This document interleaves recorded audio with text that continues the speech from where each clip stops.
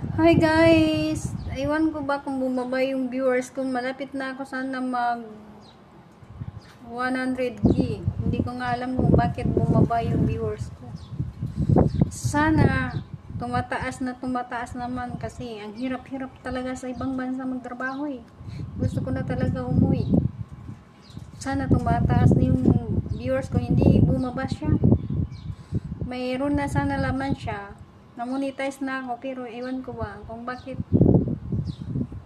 bumaba yung viewers ba. Tapos lahat ng mga video ko naman okay naman yun. Inshallah, hihingi ako sa lahat ng mga viewers na sana suportahan niyo ako eh. Gusto ko na talaga, ayaw ko na talaga magtrabaho sa ibang bansa. Ang hirap dito. Sa totoo lang. Sobrang hirap.